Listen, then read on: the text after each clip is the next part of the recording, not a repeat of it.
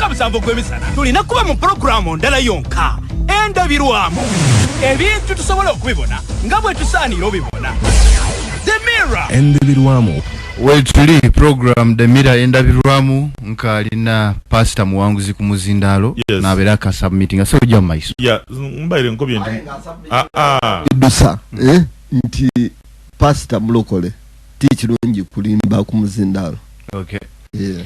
Pastor Kenenzo mwedusa Mwami Museveni yayoza yaya nikamwitaka mu statement ye Mwami Grace so okoza kibakirungi batero okukoba ati ekikulu NUP abo opposition tibabona ku kirungi muntu kyakoze baida kuvumirira buvumirire okoza kibakirungi so ndiko banti ensonga Mwami Museveni de yanokolayo 10 dali mwigumba kyendiko ba Mwami Majidu ono ninzo batikirizaganya naye ku ngeri gye yalwanisa nsonga edo tikiriza kuyuwa musayi nze tikiriza mu kugema mundu kuyita bandi kutwala buyinza aye ensonga de yali ayemereireku dali mwigumba kyova ndiko banti yayoza yaya nikamwitaka bwaba mukazi yatolenda yamala yagitolamu yafunenda yamala yagitolamu kati tusobola ku celebrating anti omwana azaalibwa ate gwe watolamu nga watolamu wakola abortion ku myezi 3 justify. Very good, thank you.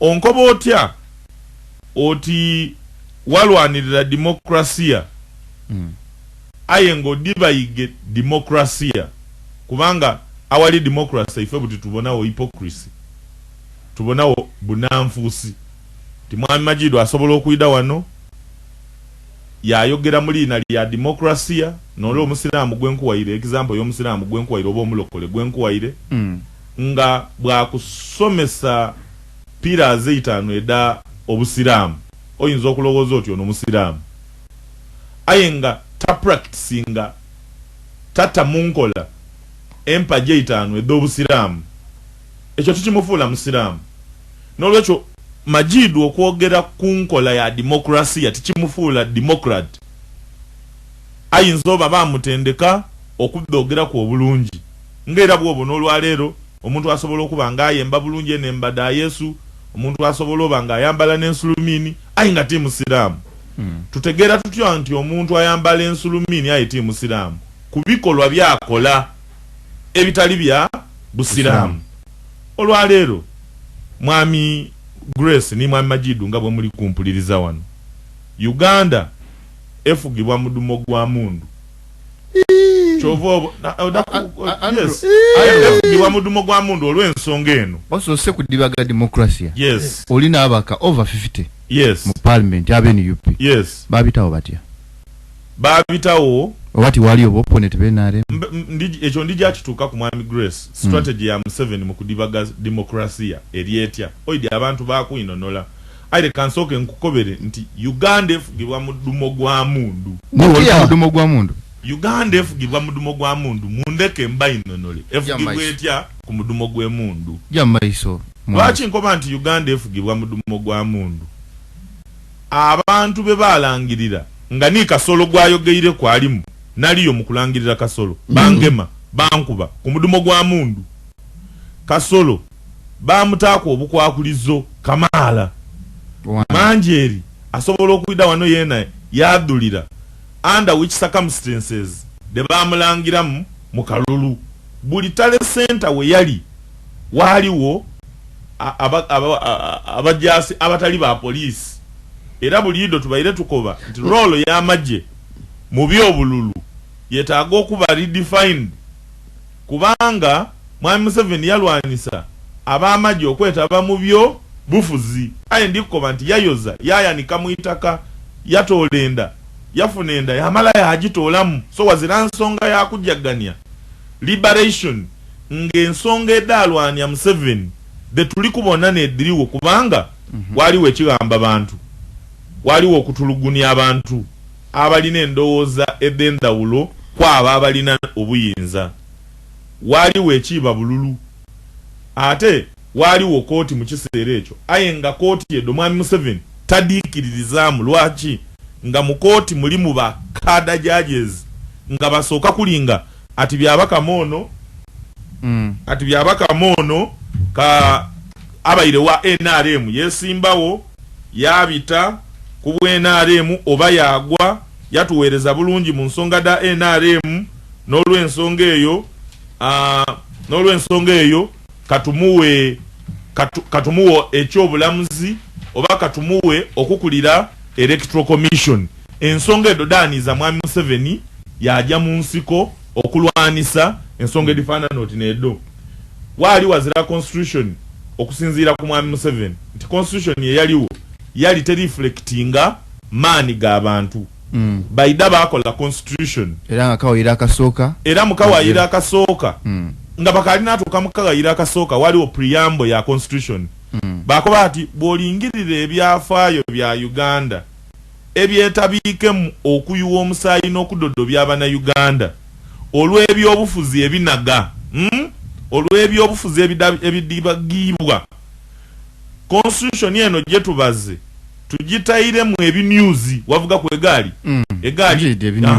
nti tugitayiremu ebinews ebirijja okutuziyiza okwira mu byafaayo ebibi ebyokuyuwa omusaayi ebyokuwamba abantu ebyokutwala abantu n'obatulugunya nibabulawo ngezirayidi emyaka n'emyaka nebyo byatwala Museveni avuga akagali ebinews abidi byamba kusiba avuga emotoka brake pads webale ino pegana ebinews bye bata mu constitution eno ebugabule wange mwami abali wano Blue Mugweri mutabane wange ne yanchikirira wano TD yachikirira mwami Majidu aise siri ogwalo one yafuire na abamu kubali mu parliament eyakola constitution bata mu ebinews nti tukibwoine ekivaako ebyobufuzi okunagagala n'omuntu okuyidanga mulungi nga mwami Museveni bwe yayidanga mulungi yatuuka yalulunkana yadibaga ebyobufuzi n'olwekyo olw'okubanga abantu bakyuka leka tubateekwa ikomo ku myaka tubateekwa ikomo ku bisanda tuteewa akakunguuta n'ebisaanizo ku muntu engeri gy'anaabamu president demokrasia afuuse hypocrisy afuuse bunanfuusi fundamental change mwami Majidu gyali kwogeraku bano bagifuula no change mwami Museveni yaida ng'ali kwogera ebigambo ebiwooma kyova nkobye nti omusiraamu ayogera ebigambo eby'obusiraamu aye nga takola busiraamu ti musiraamu mwami Museveni yakoba fundamental change ng'ali era yaduliza ebigambo ebikoba biti ebizibu bya Afrika byabakulembeza abalwa muki mu buyinza mwami Museveni yakoze eki era mbandiziza musango ki bwembakoba nti mwami Museveni yayoza aberemeza mbuyinza keberwisawo be ekyo tiyakyogera yakatereza yatereza luvainuma nga amaze ofuna omudooko oba omuwudu ogw'obuyinza so nikwenda kukobera nti ebyobufuzi mu Uganda bituuse we bituuka buti duzi wano mama Kadaga alitwala nga akali speaker wa parliament nga baligezaako okukyusa constitution okutolamu ebinews byenvu okukoba ekinews eky'emyaka eikomo ku myaka nga batolemu ekyatamu limit first nga batolamu ire ekyatamu limit si aye buti ekyasembayo kino n'ekyokukyusamu eikomo kuki ku myaka nga ni buti saawa dino bali kwenda kutola kubagabula buvunaanyizibwa bwalonda president babwirize BMP speculations no you are going to see it bitandika oti speculation mwami Museveni bamubuuza ku kyokyusa mu myaka yakoba ati balalu abali kubyogeraku before you knew bye bali abalalu bali batuufu mwami Grace n'abali kutuwuliriza mwabona amagye nga galumba parliament galemeseza parliament okukola omulimu gwayo mama alitwala Kadaga yawandiika ebbaluwa ng'abuuza president kyatandise kitya lwaki kyabayirewo amagye okulumbagana parliament ng'erikola omulimu gwayo ono mwami Majidu azira wuzu emwogeza wano ku muzindaalo nti byebalanga Amin byebalanga Obote byebalanga Titokero boti babikoze Museveni alifugira iwanga lino kutera in a terroristic way nzivunulira ku muluso gamona kubanga tili ko anti they are terrorists but they are governing Uganda in a terroristic way because the word the word terrorist comes from the word terror ekigambo terror bwebakoba Grace is terrified kitegeeza nti wabairewo am terrifying nze olwaleero analiko bambu abantu balinga amaje bagazira mu Mwesigwa era nga bagatya bagalumuka bulumuke olwaleero owena mwendo obo owebulopo owe butansi bwawulira kadenge ngeri kuida mu kifo ekyo olumuka okuyamba poliisi balumuka kuva kuki ku poliisi. Museveni olwaleero anagalayiza ebyobufuzi nti butibya bizira mu nsa bwokoba oti oli musumbaye ng'oli kujoininga ebyobufuzi abantu bakoba ati weno ofuuse muyaye iwe toyiddi tutalo lwembaamu kuyinonola nti nsobola osigala nga ndi musumba nga ndibaweerezanga MP webugabula kubanga bayidi nti ebyobufuzi byabaki byabayaye kubanga mwami Museveni yabalaga nti ebyobufuzi byakiyaye olina afugira abantu mu buyaye nenda ku ebintu bino oba bitano Museveni bya ngamaliriza dakikandala adibayiga ebyobufuzi ngawamba ebitongole state capture chetweta state capture institutions edandi bayiredireeta service delivery mu bantu oba obuweereza mu bantu mu bwangu yadigamba yadiza mu nkwawadde speaker aziramani akulira akakiiko ak'ebyokulonda aziramani akulira parliament aziramani akulira police aziramani ndowooza yeyo no byendi kukoba bityo bwe biri bakolera mu nkwagada gwano duzi mwami Museveni tiyegaana ati yasulanga akuba amasimu ngali kyusa ababaka ba parliament batalonda mama alitwala kadaga ku wa speaker ayo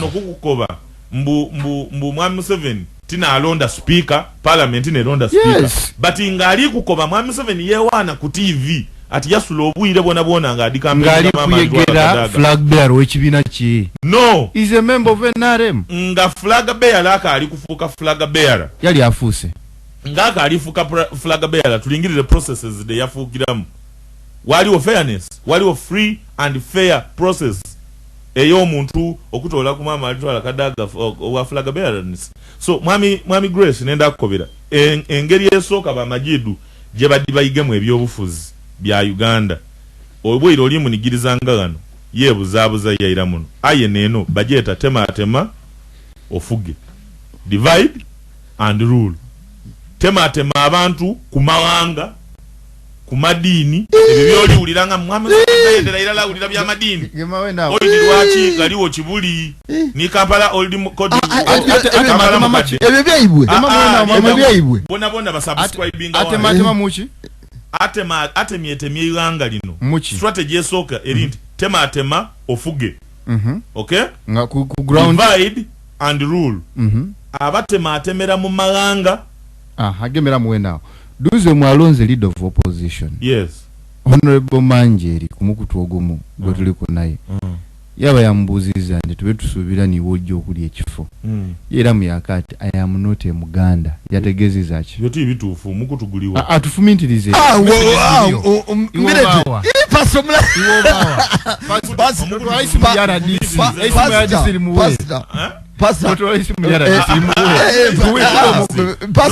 no but bwabanga yayogeira ati yayogeire nga tali informed because mwami honorable Senyonyi omuntu atiyama kuseke ekibina Senyonyi is team Uganda so she needs to be informed and I'm glad I'm the teacher I will correct her abaana bo babali kusoma bagwa okugwa tikibi okutola ko okugwa emirundi emindi deputy chief wepugwa ko bantu so I can correct her ndamutegeeza inzoba tageri nali Senyonyi libuzabuza abantu baloza Muganda deputy chief Muganda goli ko antali informed kisoboka ninze ndi head of training but sometimes insobola obanga tili informed wanje yes nze tili informed kuva Swezi ENDABIRWAMU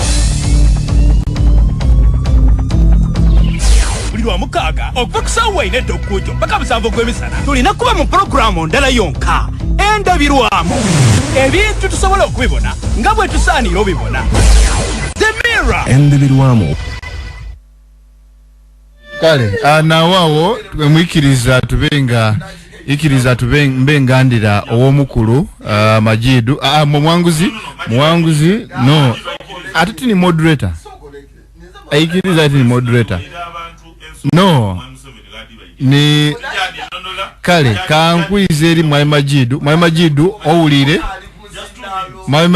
owulire byogeirwa ndi gyoli sawadi no kwenda responding ku some of muwanguzi's points mudachika ibiri obandala neuniza ino njidduisa mukwano gwange muto wange Pastor Mwanguzi nti bwe twidda ku radio wano aidukire nti akali pastor okulimba kibi ayogere ku kintu ekyamaje okwenigira mu byokulonda ekyo kituufu ino aya amaje gaida mu kukuuma butebenkevu era akidi bulungi nti polisi gye tuli nayo tesobola kumala kukuuma kalulu kano akalulu akali ku kyalo kubanga ife mu NRM twikiririza mu bantu okubawa omukisa okulonda abakulembeze baibwe okuviirira irala ku kyalo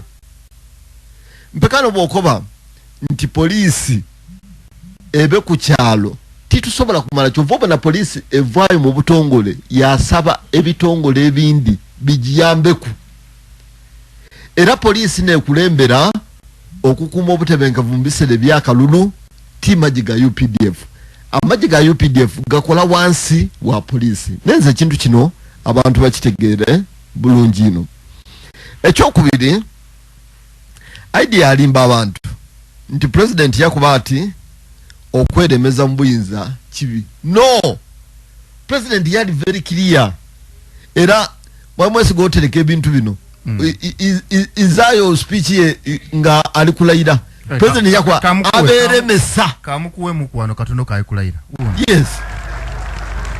On January 26, 1986, the NRA fought its way into Kampala and the military junta fled. A new leader was sworn in as president.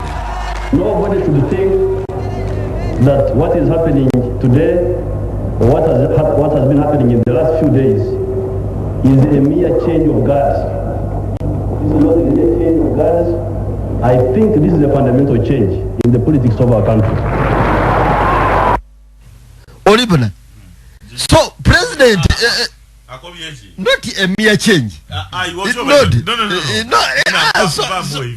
So collected. So kutwaliza ku video kibaire ki. So collected. No ekikutwaliza ku video kibaire kya kutola obulimba bwentairewo. Yes. Era bwendijako. Obulimba bwentairewo. Era bwendijako. Yes. Takobangaku ati okulwa mu buyinza kibi. Yes. Okweremeza mu buyinza. Okweremeza. Aye video eno ne babatire mu abatuli. Akoba. Nzetenda bibyo kate ku video. That change has become of guards. Is a mere change of guards. Is a mere been happening in the last few days. Is a mere change of guards. This is not a mere change of guards. I think this is a fundamental change in the politics of our country.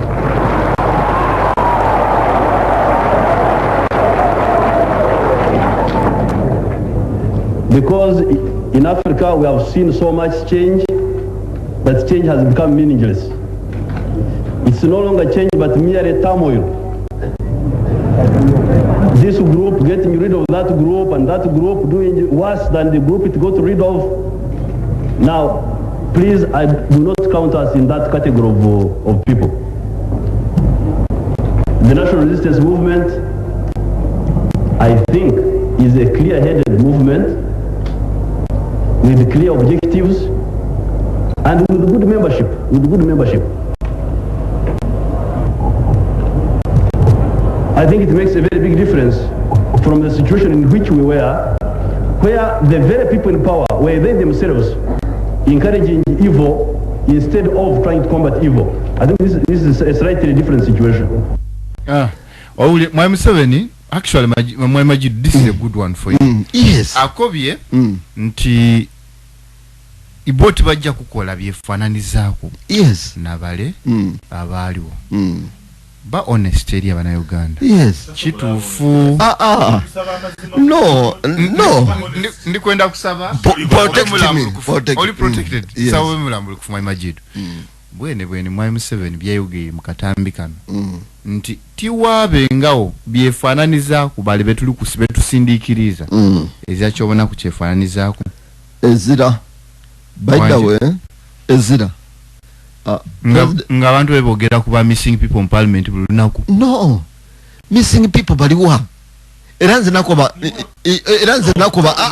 but protect me Rwandika muwangu ine kitabo ne kalamu yena kuandika missing people baliwa eranze nali nsabye owekitibwa speaker kubanga mu bantu ababula bali batayire muno owekitibwa Bizitu Bizitu yali ali Canada bata Bizitu bano ba Bizitu yali ali Canada ali kucheyo yes Bizitu wali bambalire mbabula nga bambalire mbabula olikibona n'abaana bajire kucheyo olikibona baba tamu list olikibona eranze nali nenda olikibona eranze nali nenda okujja mu parliament olikibona ni list eyo gemera mwangu kitu mwali mutere kulisi guliku mwali mutere kulisi bagano muna zetienda tu debug program no kitufu kubanga nenda bwe twidagano ate ono mwami Majidu muisamu kitibwa mukulembeze abakulembeze tubasuubira mu okwogera mazima gonka yes era okwogera facts omusaada ono nenda abe informed era nenda omunigirize atolewo statement gyava okwogera kubanga list NUP gye ya submitting in parliament eri public, it is public information. Exactly. So igo tusobola kwogera nitucheyera bwa mukapeti nze ndikwenda iwe moderator wife otole yo list nga mama Majidu wajikuwaire tunonie kwerina lya Bizitu kubanga ntenda abawuliriza balowoozi ndi mwami Majidu byayi kwogera bitufu in fact mbaire ndiroza ndi mubyoli kwogera ebindi bitufu ayo eno statement jovo kwogera ya Bizitu endetero okutegera ndi buli kyoli kwogera so kubanga erina lya Bizitu tilibanga ku list y'abantu NUP bebanda. Okay. Mam iwe sebo niwe olina omulimo omunene ogwokusangula obulimba Majidu. Iwe ova kikola ku bulungi kuba ye. Kuba nenda atole yo list nga it's public information. Majidu oyina ku list yo kwisimu otuwepo. Listing za kwisimu wano aye list ye bali kwa abantu ababula.